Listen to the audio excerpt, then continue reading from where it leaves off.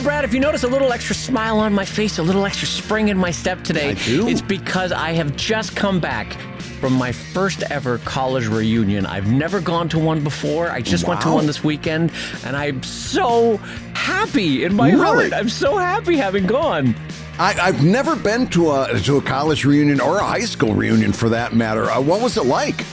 It was joy-filled. I'm not kidding. I was so happy. I mean, these were... I'll just put it. I'll put this out there because I'm willing to sell myself out on this. In that I am a terrible friend. In that if someone is out of sight, they're out of mind for me. And so I've had decades of like la la la la la. Don't need to keep in contact with those friends. La la la.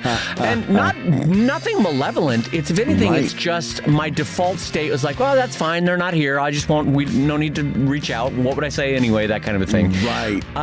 But having gone back to Notre Dame this weekend. There is a group of 15 to 20 folks who are foundational in terms of making me who I am today and who I love dearly. Like, I forgot how much I love them. Like, we jumped, Brad, but with decades between it, we jumped right back into joking and bits and literal runners that we had left on the table 30 years ago, and they jumped right back into it. Oh, my God. And the joke making was instantaneous. The personalities had not changed. Like, decades had come, and you know, time and tide had changed us all, but the core aspect of who we were was the same. And so I loved it, Brad. I absolutely loved it. That sounds amazing. Do you think this is going to be like an annual event now, or was this kind of enough? Do you think you're going back next year? That's a really good question. I never, for 30 years, I was like, nah, I don't need to go to that. Yeah. But now that I've done it, I'm like, oh, I really enjoyed that. I needed that again. I want a little bit more of that. So the way Notre Dame does it is you're welcome to come back any year you want. Like, you can come back any year, and you're just not you're just sort of a loose goose. But what they do is every 5 years, your class has a specific year earmarked for it. So, like, if you're, say, the class of 2000, you come back in 2005, 2010, 2015, which is kind of fair because, you know, like, they can't please every class every year, so you do it every 5 years. And so my next big swing would be 5 years from now, and I'll be super ready psychologically to go again in 5 years. So what I should tell you that one of the key aspects of my time at Notre Dame is I went to London for an overseas program with Notre Dame. I don't know if did you go do that in your college? Did you go overseas at all? No, I did not. I probably missed a lot of opportunities that way, but my mindset at that time was that sort of thing was for other people. Oh, yeah. Well, okay, I want to talk about that because, okay, but anyway, Notre Dame, they currently have they bought the Canadian Embassy in Trafalgar Square in London. Like, it's a gorgeous location. It's really nice. It's like world-class building. I don't know why Canada got rid of it. I was going to say Canada wasn't using it anymore. I don't know why. It's not like Canada and the UK don't have business to conduct. I don't know Canada what happened. looked at the Brits and said, oh, sorry, we're not going to be here anymore. Sorry, guys. Notre Dame offered us a big bit of cash. We got some pancakes to eat someplace, and that's okay. Oh, sure. You know what? The hockey turns out not great here. Anyway, so Notre Dame bought the Canadian Embassy and turned it into a university, and it was great. We loved it. We had as friends, we loved it. We traveled all over Europe on the cheap, student rails, staying in student hostels, and my professors were amazing in Britain, and it gave me that love of Britain. But most importantly, I became really tight with this group of 15, 20 folks, and so to step back into it and to see them all, it was literally stepping back into a loving relationship of like, no, I genuinely care about you. And I love that your life has turned out lovely, and tell me about your kids, and tell me about your life, and tell me about your career and where you've been and your ups and downs. And something about our specific age, Brad, also going back to a reunion, because all of us at our age, we've had high points, but we've also had low points. Sure. And so there's a tempering in terms of like, no one needs to brag. No one needs to put on airs like you would have if you were 25 or 30 coming back to college to show like what you've accomplished.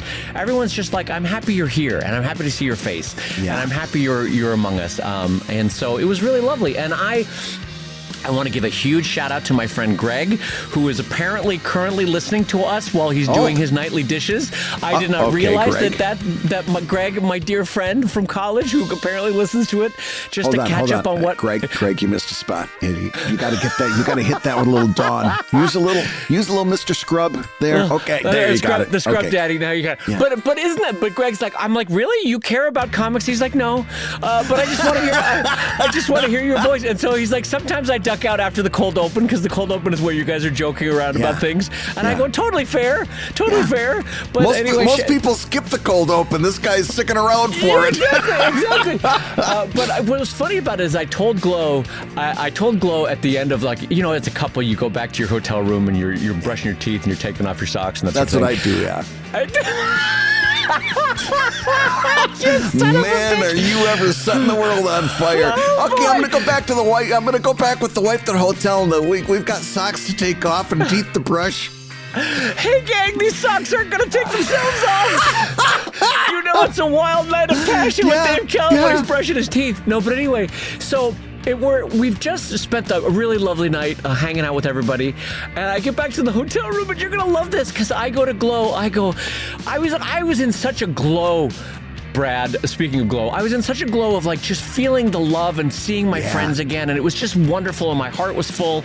And I say to Glow as I'm, like, getting ready for bed, I go, you know, I think everybody looks better at 50 than they did at 20. It's so nice to see everybody. And Glow goes, no, they don't. No. Everybody absolutely looks better, yourself included, at 20. None of us look better at our age than we did at 20. Nope. And I was like, I was so crestfallen because to me, I was being very sincere. I was like, everybody looks better now than they did at 20. Glow immediately, without taking a beat. Nope. No, they didn't. Nope. Every single one of them looked better at 20. Oh my I hate God. to break it to you. And that sound that you heard was Greg dropping a teacup. Yeah, Greg, I'm so sorry that I got the saucepan dropped into the sink on that one. And on that note, I'm going to say hello, everybody, and welcome to Comic Lab, the show about making comics. I pretty much landed the punchline with teacup. You didn't need to put saucepan in there. God damn it, Brad! I landed the plane, and I've got to look good for Greg now. You got to realize I got to bring my A game. He's tucked out by now. And making a living from comics. I'm Brad Geiger, the author of the Webcomics Handbook and the creator of Evil Inc. You know what? I just want to tell you, I did put a hat on top of a hat. That's called Gilding the Lily Gang. Brad had already nailed the joke, and I, for some reason, had to take another swing. My lily doesn't need no gilding. Yeah, I don't know why I had to take a turn at bat. Greg, by the way, Brad, was the friend who gave me a tour of a nuclear submarine. So, Greg, huge shout out. I always think about that tour. When Greg was in command of a nuclear submarine one weekend in San Diego, he gave me a tour. And I'm his friend Dave Kellett, cartoonist of Drive and Sheldon and co-director of Stripped. And this week's hour of Scrub-a-Dub-Dub Comics advice is made possible by your support at patreon.com/comiclab. So, Dave, let's talk comics. Let's talk comics, my friend. And I got to tell you, I'm excited for this week because my love and excitement for seeing my old college buddies has given me a greater appreciation for one of my best friends in my life. Not one of my best friends, my bestest pal in comics, Brad Geiger. How about that? Thank you. But it's just, it made me appreciate all the wonderful people in my life. I'm feeling love and gratitude in my heart. It's a nice thing. I went in with super low expectations, Brad, and I come out with a very full heart. And I can just feel it in my attitude today. So I'm ready to talk comics with you, my friend. Well, then good. This is going to be a great show because we've got a lot of really cool topics lined up, including the first one about punchlines. Okay. Well, let me read this question, and I want everyone to imagine Dave Kellett just with a huge smile on his face, a little spring in his step. Not hard to imagine. A little extra shush. Anyway, this one comes in and says, "Hi, Brad and Dave. While working on a recent single panel gag type cartoon, I couldn't decide whether to write the joke in a direct, obvious, spell it out way, or to present it so that the reader has to piece together the punchline given the information provided in the text and the visuals. I ended up going with the second approach simply based on my personal preference. When I read a gag cartoon, I tend to get more satisfaction from jokes that use inference. I like having to put together little clues to figure out the punchline versus the ones that lead me by the hand straight to the joke. I don't mean having to solve anything too complex. I just mean doing a little work for the reward. My question is, Which approach do you generally prefer, Brad Geiger, to use as a cartoonist? In your opinion, is one approach better than the other? Thank you for the tons of helpful and relevant information, always delivered with good humor and fun. I do a lot of driving for my day job, and you both each make those hours on the road infinitely more enjoyable. So we got Greg with the dishes. Yeah. We've got Alice with this question right here where Alice is driving. This is, Brad, we're helping people in their moments of drudgery. This is great. I like that. I like that a lot. Well, let's talk about punchlines because this is a really fascinating subject for me. And I know I've made this metaphor before, but I'm going to do this over for Greg so that he'll understand what we're talking about. Okay. Poor Greg is like, leave me alone. Yeah, I'm just let me scrub my pots for Christ's sake. So punchlines, humor in general is like a motorcyclist jumping over a ravine. Okay. And the wider the canyon, the bigger the laugh. Now, a short canyon, it's still technically a joke, but you don't get much of a laugh because there's not much of a leap. Okay. Right. But the longer and the wider that motorcyclist has to jump, better it goes. Now, the good news is that the motorcyclist can build a ramp from his side, a launching ramp.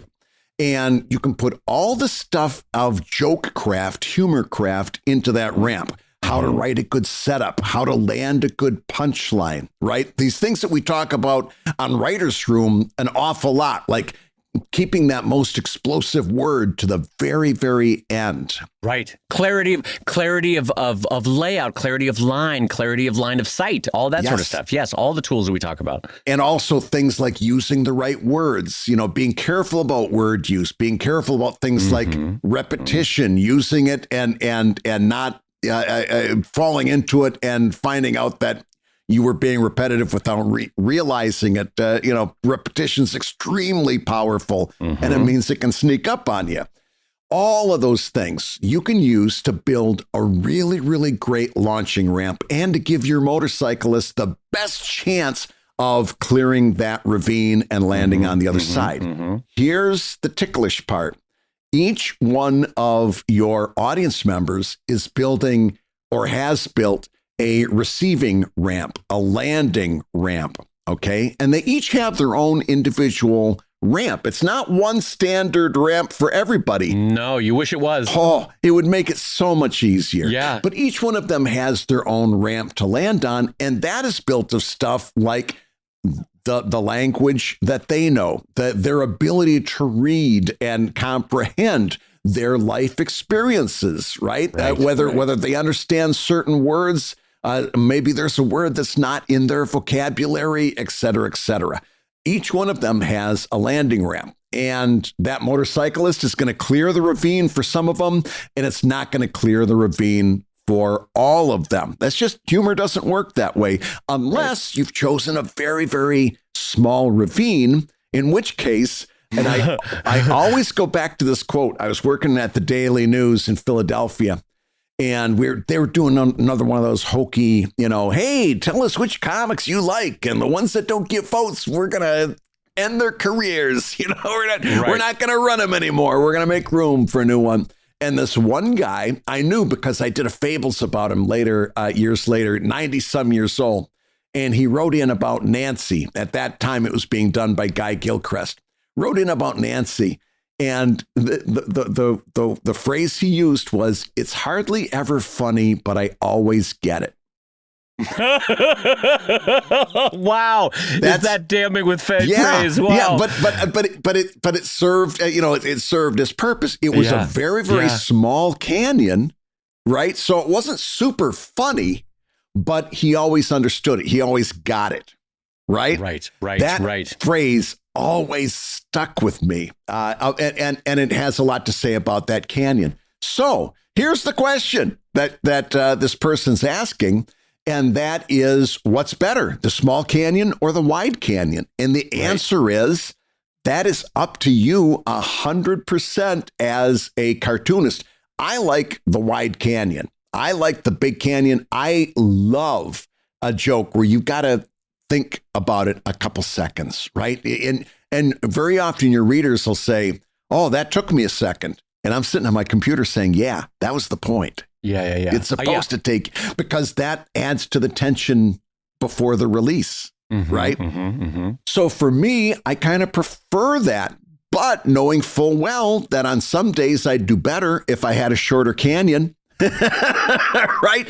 And some days it's maybe more satisfying that at least they understood what the hell they were what I was talking about. Right.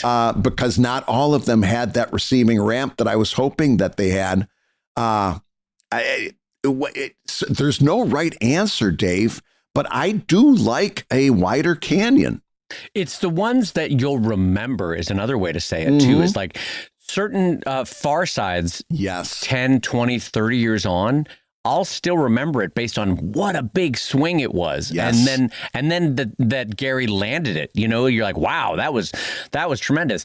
And so you'll kind of forget the milk toasty shorter leap jumps that a good cartoonist, myself included, has made, but you'll remember the bigger swings. They'll stick with you because you're like, holy hell, that was a masterstroke of a joke, and they landed it. And so that's great. I also just want to say I love this visual metaphor, Brad, because it's so demonstrative of how communication works, that it's not a one-way street, that it is requiring that the reader meet you a little bit along the way, either with lived experience or being well read or understanding the nuances of the English language. Any one of those three, and a joke could fail. It's not your fault.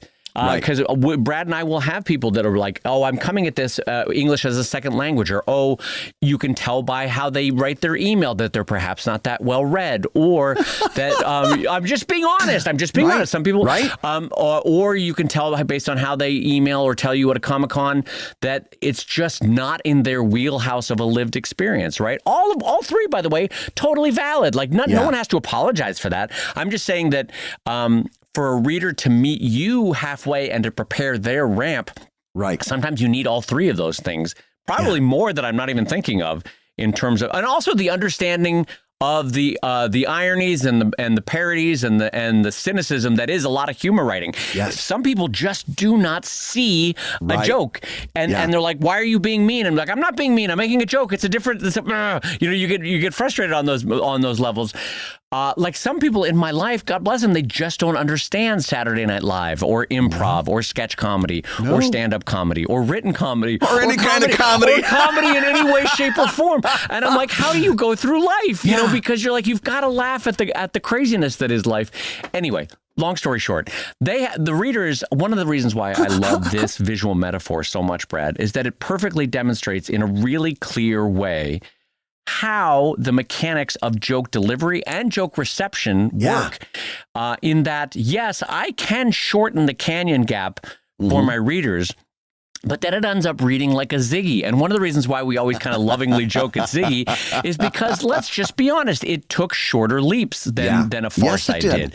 It was always like, I'd call it a TV dinner, but I can't afford a TV. I'm Ziggy. I'm Ziggy. All right, well, that is a joke technically, but, not really. Stuff that I used to call technically funny.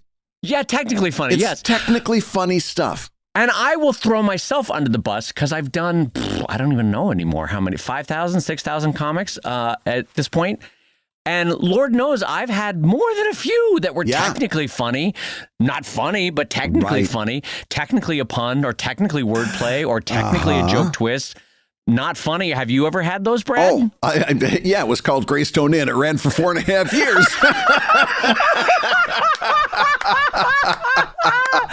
I mean, part of being a professional is being able to laugh at yourself, too. It's like, this is part of our journey, is that hopefully we got better at it. Yeah. But they still, I'll be honest, gang, they still sneak in. I'm sure there's going to be an occasional Sheldon where you'll be like, swing and a miss there, Dave. I don't know what you were going with there, but that was a very short jump for that Sheldon today. Yeah. Anyway, but yes, so to answer Alice's wonderful question, I think we would both argue for the fact that ideally, you want the longer jump, but maybe I would amend that to say there's also a good argument to be made for a medium-sized jump. Like maybe you can thread the needle between roping in more people and yet still going for a suitable enough swing that it's a satisfying joke land, not just like a Ziggy joke land. But But yes, your career, and also know going into it that sometimes you're going to have some short leaps. Sometimes you're going to have some big leaps, and that is okay. Yeah. Yeah. And so here's the thing about big leaps and short leaps. Every now and again, I'm kind of tempted to retool a big leap comic into a short hop comic. And because I know, really? Every now and again, because I know it'll do better on Reddit, because Reddit is crammed with people. What a vinegar shot from Brad Geiger against Reddit. Jeez Louise. Sometimes I'm just going to shorten some of the words, make them a little more monosyllabic, make the joke a little... We have to... Listen, that's another part of my rant on this whole thing. That most of our audience can't read past a fifth grade reading level. I mean, that is true. And that's you do have to know that. That's empirical. That's proven. Americans as a unit, the median is a fifth grade reading level. And by the way, if you want proof of that in everyday life, go back to the Kickstarter when they released their NSFW guidelines and everybody said they were banning porn. That was a problem of people who couldn't read beyond a fifth grade reading level. That was, they don't see that the was nuance all of the... about, yes, that was all about reading comprehension and critical thinking. And that's why it blew up.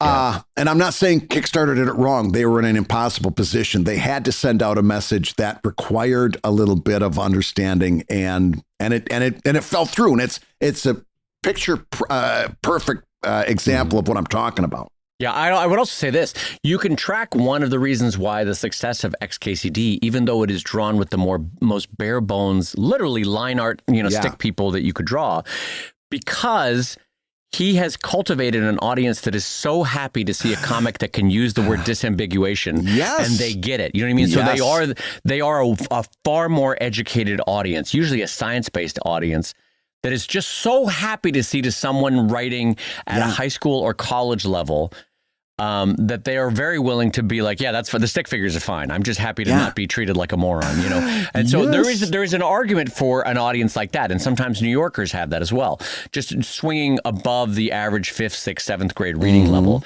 And the audience is so happy to see it that they reward the cartoonist. You know what I mean?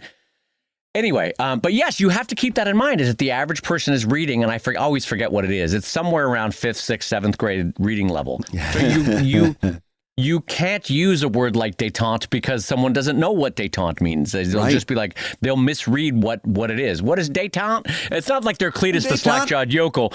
I used to chew détente, and then Trident came out, and I said, I'm never going back. Hey, Brad, what for? You got that détente in your back of your truck. What's the détente about? Are you going camping? You got détente with the stakes in the ground, and you put up détente in the camping ground, and that's what it's seriously.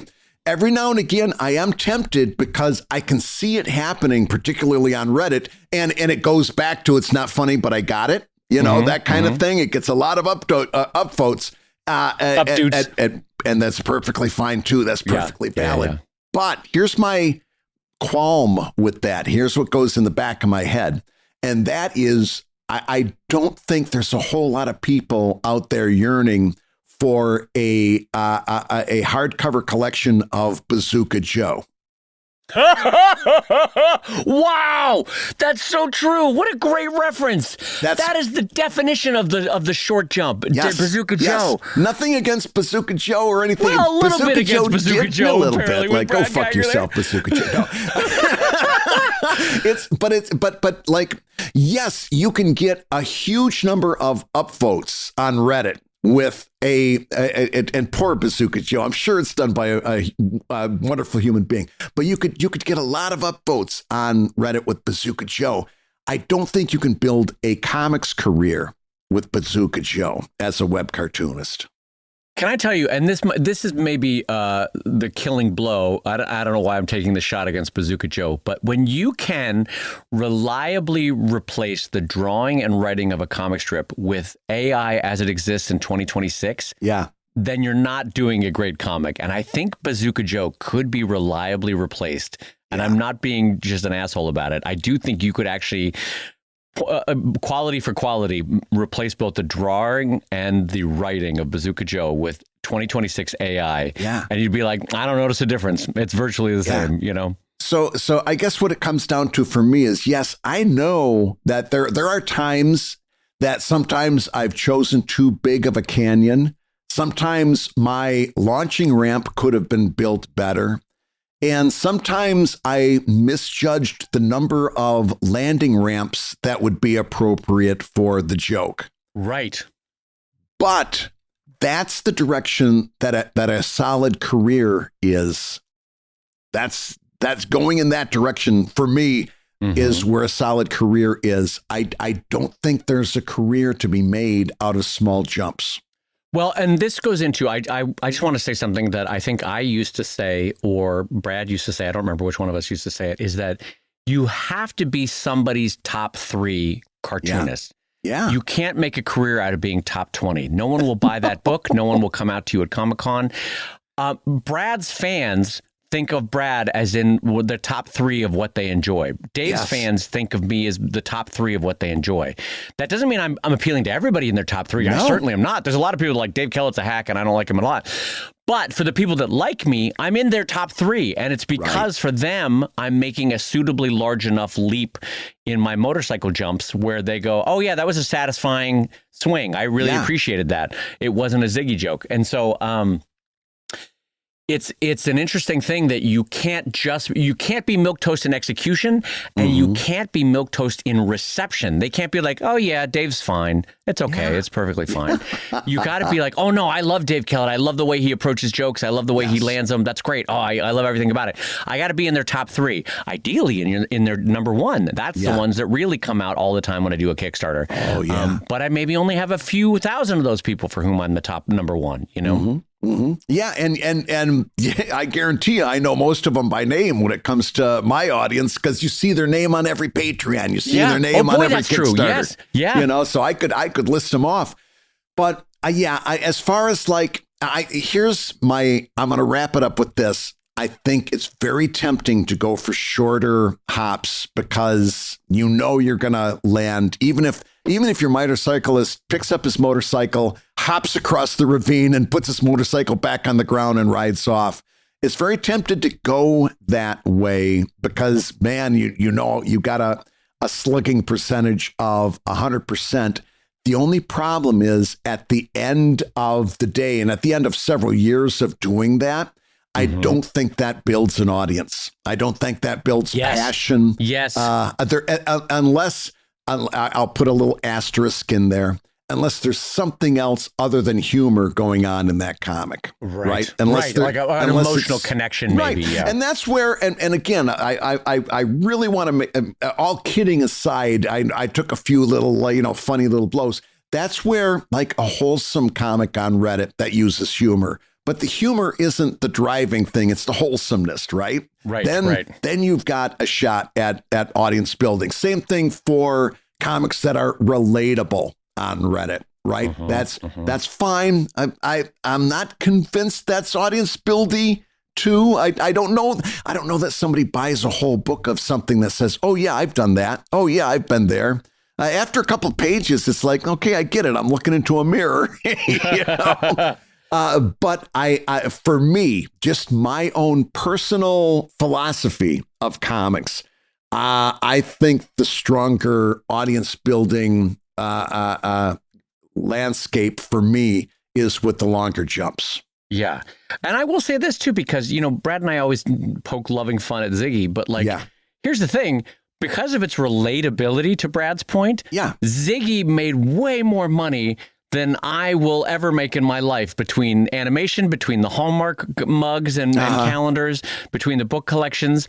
I have no sense of how many millions Ziggy pulled in, but it was in the millions in the 80s and 90s when that meant really good money, Fair point. Gentle pushback. It's a comic that could not have existed outside of the newspaper industry. Agreed. But we've talked about this before. And drop that down into today's with a audience of 0. I don't think it gets off the ground. It's the kind of comic, and there's a lot of them. Agreed. That could not have existed outside of newspapers. Agreed. But there are some comics that you will both, and I will both agree, that could not exist outside of Reddit or could not exist outside of a social media sphere. 110%. So what I'm getting at is, even though I'm making fun of Ziggy, I also acknowledge it worked as a relatability comic. It did what it wanted to do. It landed its own plane. So, Brad, let me go midpoint show. Got a quick update for everybody. In the next couple of weeks, San Diego Comic-Con, the big nerd prom that happens once a year in San Diego, and it is an absolute delight. This will be my 27th year. No, 20, I guess because of the pandemic, it's my 25th year, even though it's 27 in a row. But I think there were 2 years, Brad, where they shut down for the pandemic. Is that right? Yeah, I think that's right. There was at least one. Yes. So anyway, it's my 25th or 26th San Diego Comic-Con. I will be there at booth 1228 with a bespoke small batch handcrafted high five for everybody. Yes. And don't forget, you can get a free pin that as a gift from Brad and I. Just come up and chat with us about Comic Lab, and I will be happy to give you one of the free Comic Lab pins. I'm so excited to see everybody. It's booth 1228. We'll see you in a couple of weeks. Absolutely. And you're going to have a lot of new stuff out at that booth. I don't know why I had to repeat that. You're going to have some stuff that I haven't seen previously. Are you not? You're making Greg drop some dishes over here, Brad, with all this stumbling. He's like, what's going on? So yes, I'm going to have there'll be a new book. Double Dog Dare will be out, making its debut at San Diego Comic-Con. There will be new pins. There will be all sorts of new friendship, Brad. Yeah. New bespoke small batch friendship that I'm bringing. Hey, gang, if you're listening while you work, take a minute to stand and stretch. And while you're doing that, we'll tell you why you should join us on Patreon. Yeah, because when you do, you'll get hours and hours of podcasts that we've recorded just for backers. And exclusive Patreon posts that go even deeper on Comic Lab topics. And you'll get access to our exclusive Discord server, a thriving community of professional cartoonists. So you can support the show you love and get tons of actionable resources for your own cartooning. And ho Nelly, if you want even more comics goodness in your life, check out the new drawing show that we're doing with our pal Kevin McShane over at wrongwayshow.com. That's wrongwayshow.com. In each episode, we'll show you how to draw your favorite cartoon characters the wrong way. Now, everybody, let's talk comics.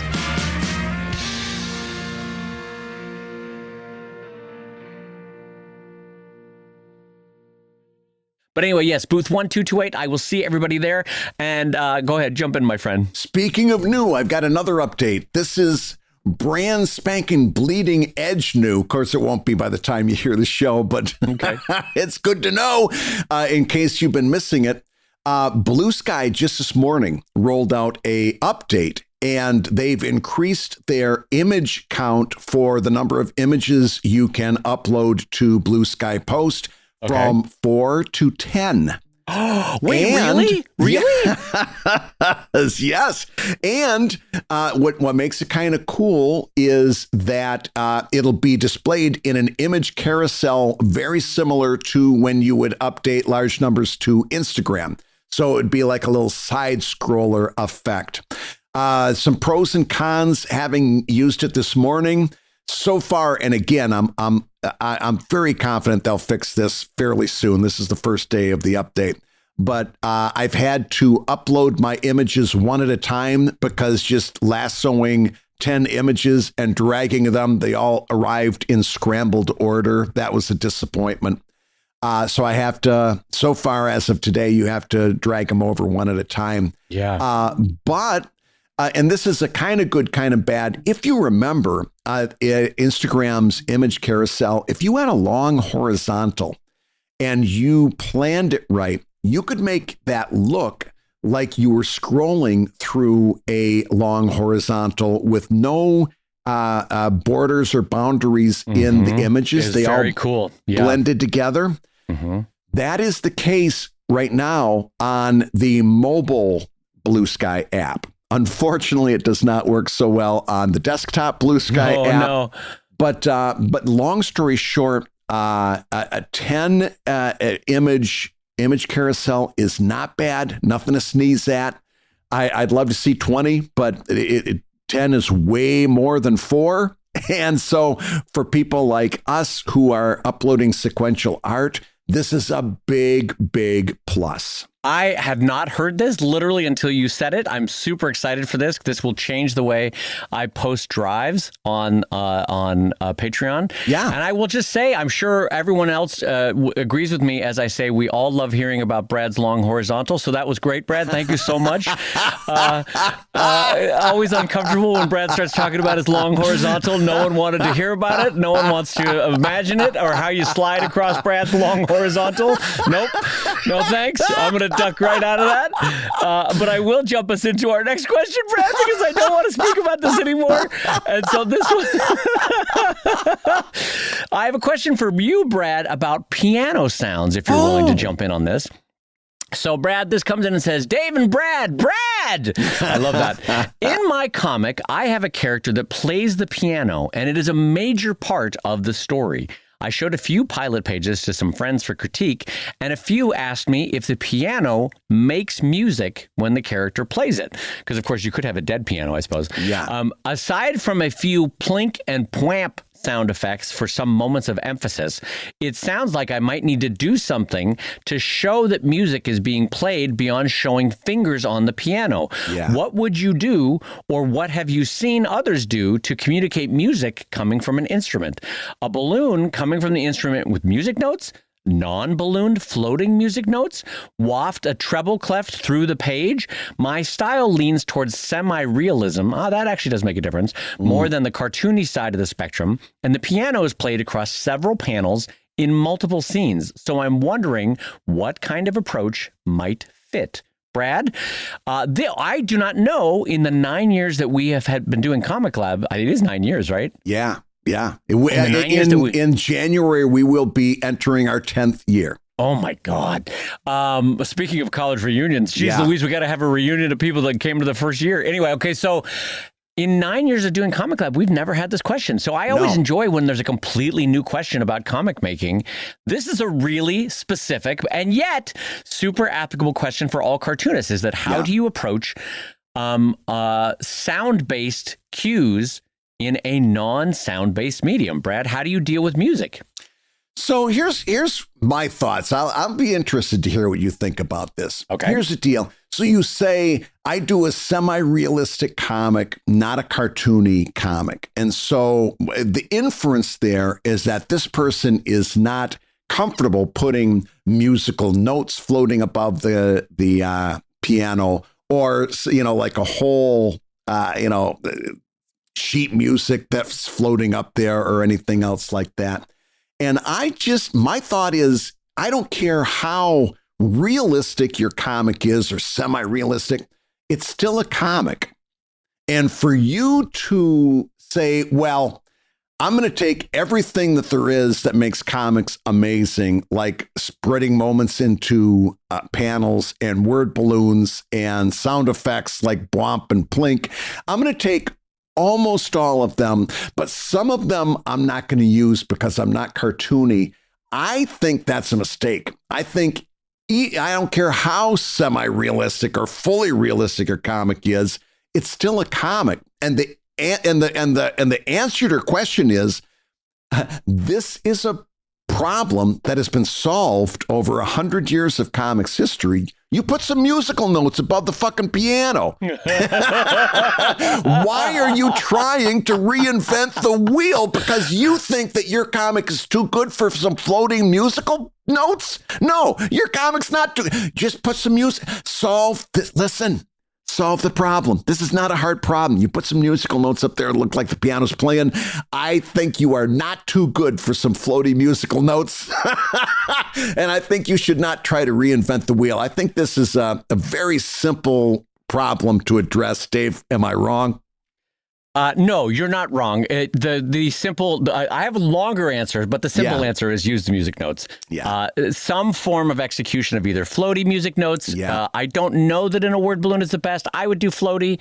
I would perhaps find a musical stanza or some sort of thing that actually has a double meaning or an impact on the way to read emotion, such that for people that actually do read music, they'll be like, oh, I see, they're playing Mozart, or oh, I see, they're playing, I don't know, Creedence Clearwater Revival. I have no idea what they're playing. Speaking of landing ramps, for those people that have that landing ramp, that's a little spice, right? Yeah, it's a little extra spice for the people that read music, and it's a little extra level of meaning or interpretation of what actual song they're playing.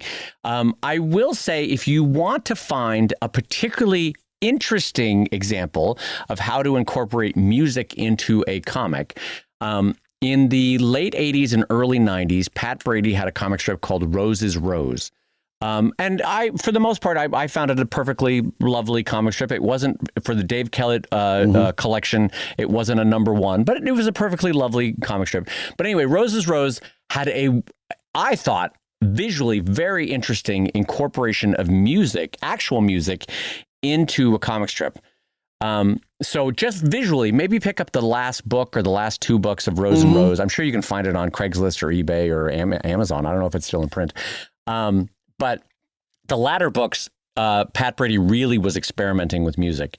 I will say this as someone who didn't read music. When you do that, you will lose a percentage of your audience because not a lot of people read music, or at least I don't think they do. But I'm speaking from a point of ignorance on that. So I am the fifth grade reading level cartoon reader on that score, right? Brad, I think you read music, don't you? Yeah. Because your band, let's remind everybody, your band in Michigan in college was called what now? The Rhythmatics. The Rhythmatics! Ah! Oh, God! Oh, I needed it. I needed the laugh. I forgot what the name was. The Rhythmatics. Oh, my God. Oh, we played so many Polish weddings. I'm telling you, we were busy every Saturday night. Weddings. How many? How did you do with the ladies as a member of the Rhythmatics, Brad? Well, listen, we had a very specific kind of clientele. We never had panties thrown up on stage, but I got hit with a couple of suspension garters that had some real heft to them. Oh my God! You did get hit with a couple easy on, easy off spanks for older ladies that got thrown into a wedding. I'll tell you what, they were not easy off once they're plastered right to your forehead. But when a 10-pound wet spanks hits you in the face as you're trying to play bass at a wedding, didn't you? Yeah. But I want to go back just for. I don't know what I was getting at there. I want to go back just for a second because you say if you put this musical notes over your piano, you might lose some of your audience. Do you mean like lose the readers of the comic, or that the series of musical notes and the specific piece of music that it portrays is going to be lost on them? Yeah, I don't know. But I think you have to very quickly come to peace with the fact that no matter how realistically drawn your comic is, you are still drawing sequentially. You still have word balloons above an illustration. Yes. You are still largely playing in the playground that is comics. Mm-hmm. And part of that is the iconography of the music note is super established across all sorts of styles, all sorts of genres of comics. You are actually swimming upstream if you're like, well, no, I'm too realistic to use to use a music note. As Brad said, you use the music note; it's there. Right. I will say more generally, as someone who absolutely loves the comic strip, we just got done saying that Brad and I have spent 9 years talking about how wonderful and magical a comic strip is. Yeah. I have 2 useless master's degrees because I love comics so much. I mean, you're talking to someone who loves comics. I will say this: comics don't handle music well. Yeah. They just don't. They really don't. It's like trying to use interpretive dance to discuss Descartes' philosophy. Like, it just doesn't work, right? It's not great. You can do it. You get a little hint of the musicality of something in a comic strip. Mm-hmm. But the art form that I love more than anything else in life, the comic strip, does a lot of things really well. It even does onomatopoeia well. Mm-hmm. It just doesn't do music as an experience well in comics. Would you disagree with me on that, Brad? Not necessarily. It's tough to bridge that gap. So I think I would co-sign that 100%. However, going back to the bigger issue of I'm a semi-realistic comic artist, I want you to I want you to know that I've some of the comics that I've read over the years that I would consider to be very semi-realistic. Every now and again, they would hit you out of left field with a very cartoony effect. And I'm telling you, instead of like taking me out of the moment, it made me love that comic twice as much. And it also had a greater degree of visual impact because I was so not expecting that from a realistic comic. All of a sudden, for the two characters to be chibi characters, floating and yelling at each other. Yes. Can I just say, Brad, because you specifically said chibi, Drive is drawn in a very specific style, which when it comes to certain exterior or planetary scenes, a little bit nudges towards realistic as I've gotten better at drawing ships. When it's the characters themselves inside, it's a little bit more towards iconography. But to Brad's point, there was one panel in all of the thousands of pages of Drive, one panel where I said, this character's childlike anxiety is actually best described by a chibi exploration of like the artwork. So I translated how I normally draw him, and I translated it into a chibi style. He had square pupils. He was jumping 3 feet up in the air. All his limbs were splayed in a little chibi style. I think he was 2 heads high. His line art got simpler. And it worked because it explained his sort of childlike anxiety in that moment. Yeah. In the same way that a comic strip like Don Don, when Tintin was holding a sword in his hand in a pullback shot, it would look very iconographic.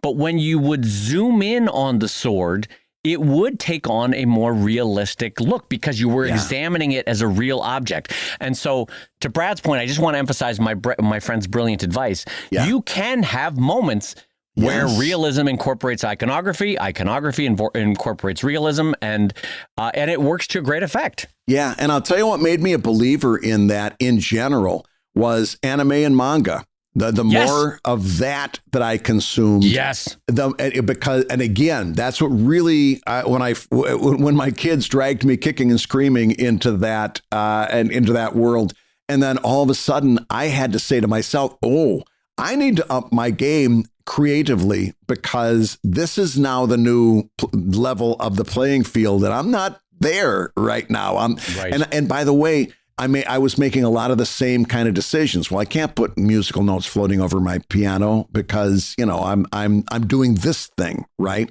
And when you see the effectiveness, the visual effectiveness that anime and manga get in their respective universes with doing exactly this, where they don't hem themselves in and say, well, I'm this thing, so I can't do that. It's very effective. I would not like to see our question asker make the same mistakes that I made and rope fence myself in to a box. I mixed a metaphor there, but anyway, I wouldn't want to be in a box. I would say I unleash your creativity, and if you need to put musical notes above them, then deep down that you should be floating those musical notes. Yep.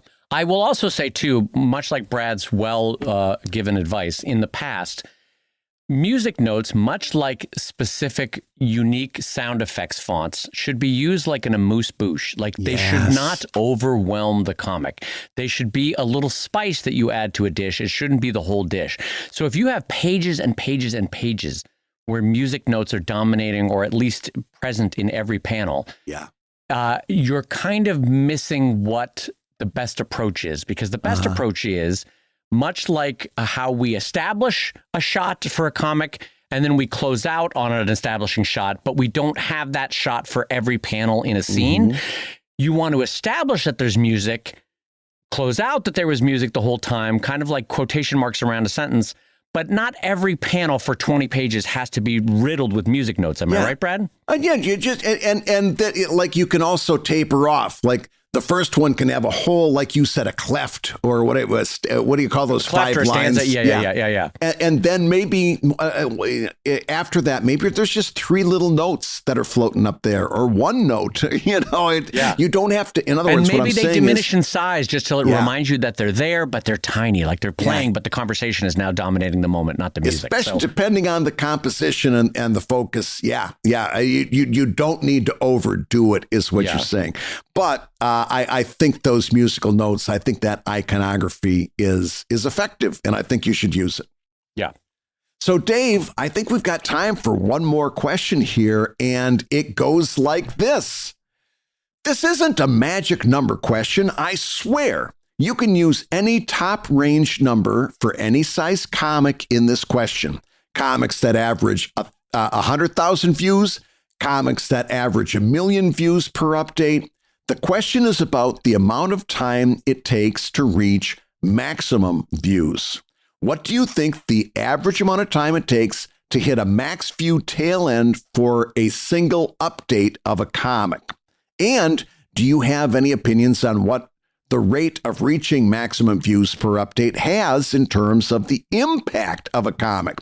Here's an example. No Shoes for Tuesdays averages 150,000 max views per update, and it takes about 14 hours to hit that number versus All Shoes for Wednesday having 150,000 max views per update, and it takes 4 hours to hit that. So, in case that was a little bit too much to follow, I'm going to give it to you a little bit simpler, okay? Okay. Dear Brad and Dave, this is not a magic number question, but what's the magic number for the number of updates per comic? Oh, God. When a question triggers salty Brad Geiger, it makes me laugh so much. Dear Brad and Dave, this is not a magic numbers question, but what's the magic number? But what's the just out of curiosity, what's the magic number?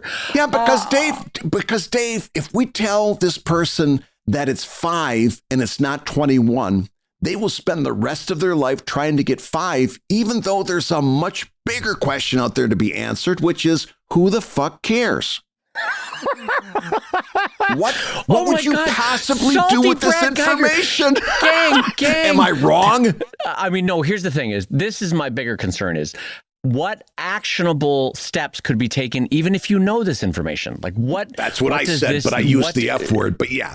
Yeah, no, that's great. Brad took the shorter jump the on that punchline, route, yeah. I guess. Yeah, exactly. Yeah. Or I don't know. Anyway, yes, no, Brad's right, is that we can answer this question for you, and we probably will, but what does it gain you to know it? Yeah, what are you going to do? You should be, instead of focusing on the last comic, hey, did it gain 150,000 readers quickly, or did it gain them slowly? What your focus should be on, and this is going to sound annoying, but what you should be focused on is, how good can I make the next comic? Yes. How can I take what I learned on the last comic and make the next one even better? And it's such well-worn advice that it sounds annoying to you, I know, because you specifically want to know this question of like, hey, is it better to go big quick or better to go big slow, which is a different way, I guess, of saying what you were asking there. I guess if you wanted to have a certain impact and reach a wider audience on Reddit, it's better to get a big number in a more condensed period of time. The algorithm picks up that interest. It then promotes you more. It then becomes a virtuous circle for about an hour to 24 hours on the life of that comic on Reddit. Okay, so I grant you, there it makes a difference. And in some algorithms behind certain social media platforms, I don't even know how Twitter does it anymore, but I would imagine they also have a time-based versus passion-based algorithm that will promote that comic to more people. Yes, there's an argument to be made for that. But the true argument again and again over building a career online is not so much if you can fool the system, which is a version of what you're asking for. Yes. The argument for, or the bigger, broader strategy for building career online is to just make better and better comics, such that people can't ignore you no matter how it was presented or how quickly it came to them or how many people found it within a 4-hour window. I always go back to, and I don't think she would mind me throwing her under the bus in this case. I always go back to Kate Beaton's career in the early 2000s, because I think even Kate would admittedly say she didn't know how, what, who to handle social media or website at first, but she was so damn good. And that's the compliment I want to send to Kate in this. She was so damn good that none of us could ignore her work. She was amazing. And every joke was a banger and every comic was perfectly executed. So even if the scanning job was bad, even if the social media was poorly handled in terms of timing, even if the website was janky, the comics were so damn good you could not ignore her. And again, I want to reemphasize, I'm saying this with immense admiration and love for Kate's work. I'm not trying to take a shot at her on the social media. I'm saying she got so good that no one could ignore her, right? Yeah. And so compare that to like, hey, how do I get this out so that 100,000 people see this in 4 hours rather than 14 hours?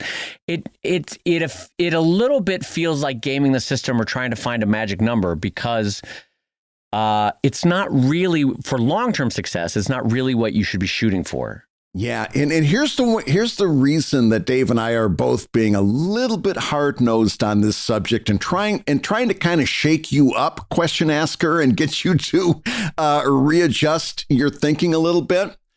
Because what you're doing right now, and I'll speak just for myself, is really dangerous. Dangerous in this way. If you hear writers talk at all, and this is a very common thing that they'll talk about. In fact, Dave and I think have talked about this a little bit. When you're facing down a creative challenge, let's say the first chapter of a book or a first chapter of a comic or a page that you just can't wrestle down, and all of a sudden you have the urge to clean the house, and instead of doing that, Sorry, I got very excited about this. Yeah. Instead of staring at that page and realizing that you're going to beat your head against the wall for the next hour and maybe not even get there then, but you got to do it because it's the only way to the last panel. You'd rather wash the dishes over there with Greg. And if it's not washing the dishes, you're doing the windows. And then when you get the windows done, you come back and you look at that blank page and holy moly, when's the last time anybody's dusted that bookcase? And what you're doing is dusting bookcases, okay? You're paying attention to this thing. And by the way, very useful to dust a bookcase.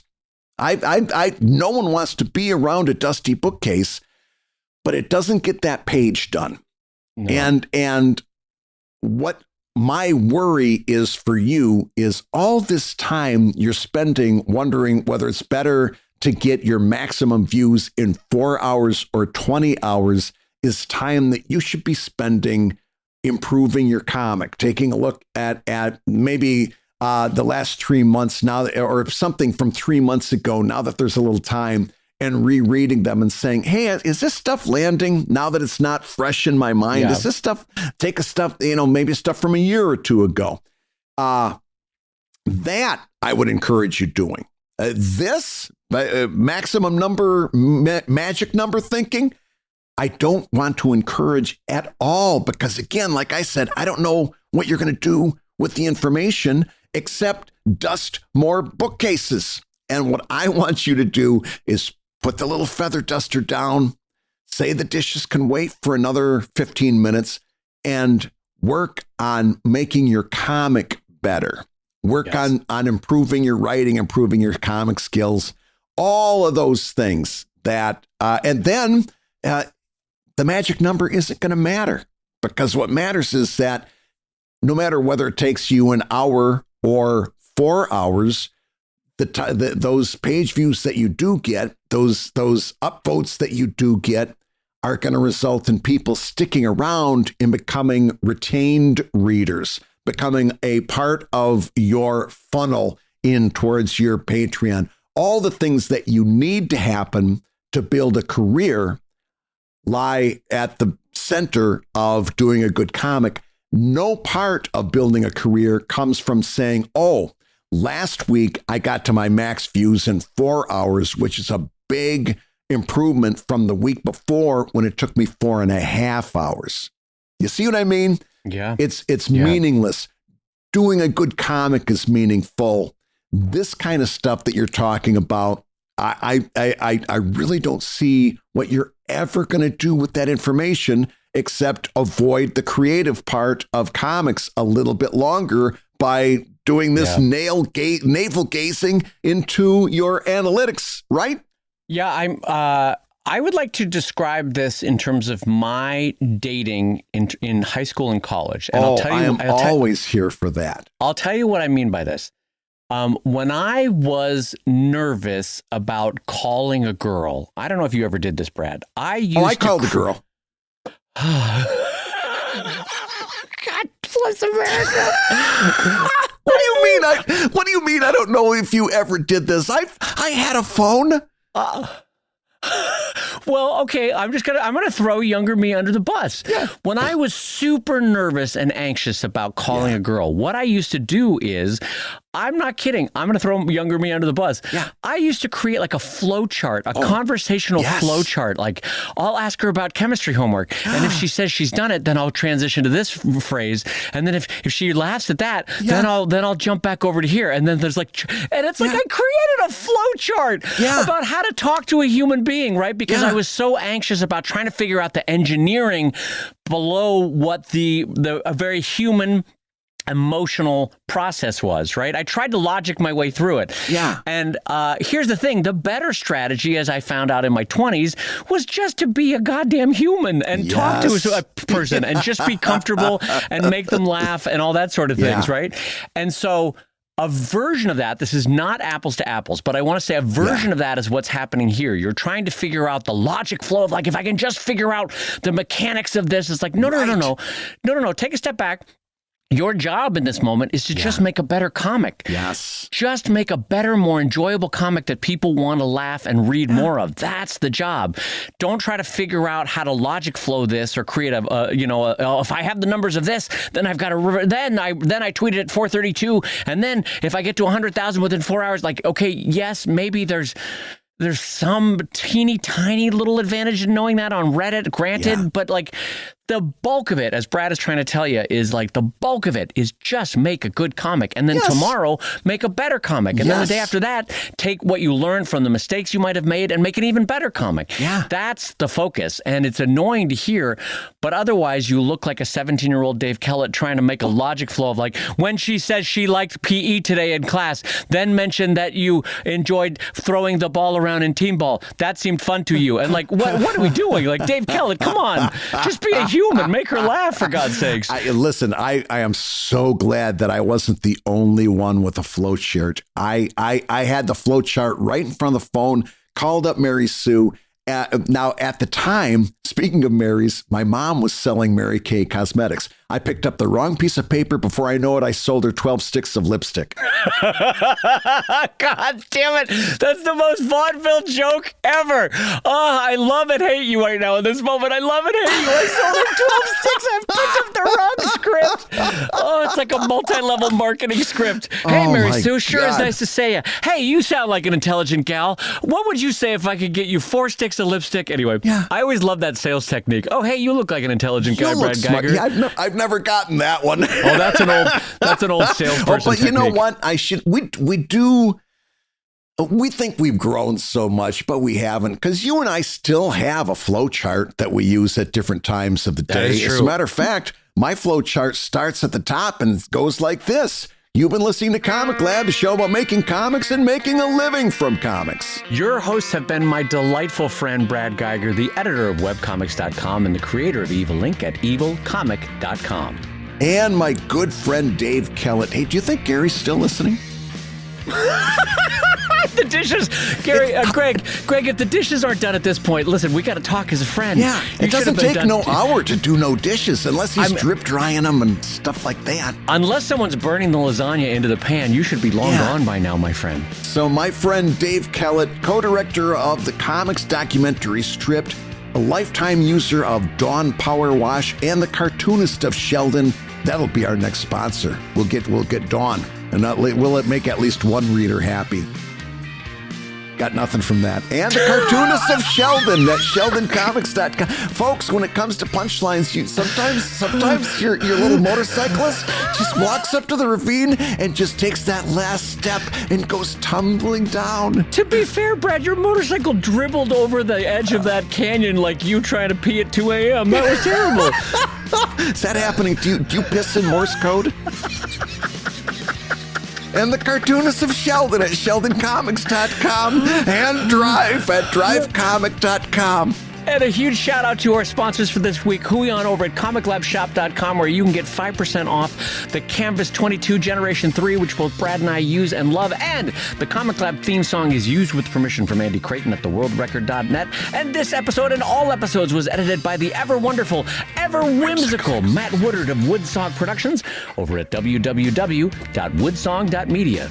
Got a comment from somebody on Spotify that say that now they're whispering along with me when you say ever whimsical. Did they really say that? They're Did they really say that? Along, yes. Oh, I love that for you, for Matt, and for myself. Yes. That is delightful. If you love Comic Lab, and we know that you do, it's too late to pretend that you don't. We've saw the big smile on your face. You can rate and review the show on Apple Podcasts, and you may hear your review featured on a future episode. And don't forget to give us a 1, 2, 3, 4, yes, 5-star review on Spotify, where we are burning up the podcast charts. And don't forget, you can share your thoughts on Brad's dribbly joke over at the Comic Lab Confab line at 1-609-379-3520, and we may play your message on a future episode. I've gone full subliminal on this show. Make plans to see Comic Lab live at the National Cartoonist Society Conference and Reuben Awards, August 6th through the 8th in Columbus, Ohio. Make plans especially for Saturday, August 8th for the Cartoonist Showcase at the Billy Ireland Museum, where you can see Dave, myself, a whole bunch of other cartoonists in a one-day convention that is free and open to the public. You're going to love it.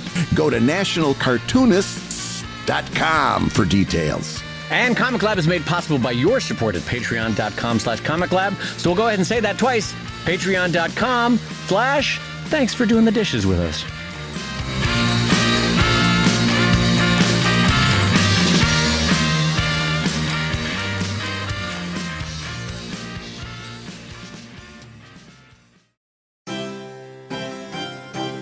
And now, broadcasting live from the hallowed halls at Oxford University, where the air is thick with old leather and academic rigor, it's time for the Histories of Sequential Art with our esteemed guest professor, Dr. Reginald Wigglesby. Well, I say chickadee-boo, old boy, and chip-chip. Always a delight to receive a call from Colonel Geiger of His Majesty's 3rd Mounted Regiment. So pip-pip and what-ho, Colonel Geiger. What is today's comics query? Well, on this day in history, Fritzy Ritz, a comic strip that had started a long time ago, actually transitioned into another comic strip that's very famous today. And I was wondering if you could tell us what comic strip had been begotten by the original Fritzy Ritz comic strip. Brad Geiger using begotten, a 10-pence word if there ever was one. Good job, Bradley, good job. Well, as it happened, the comic Fritzy Ritz, yes, was eventually transfigured into Nancy and Sluggo, the famous comic strip. But I'd like to actually turn the focus to Fritzy Ritz for a moment, if I could, Bradley. Is that all right? Fritzy, one of the more famous of the 1920s, 30s comic strip with a, shall we say, buxom type character, shall we say, ample-breasted, as we might say in Britain, for a comic strip character. We might say. And one of the more famous remarks about Fritzy was that, much like we British say about a martini, when drinking a martini, much like breasts, 1 is too few, 3 is too many, and 2 is just right, as it happened with Fritzy.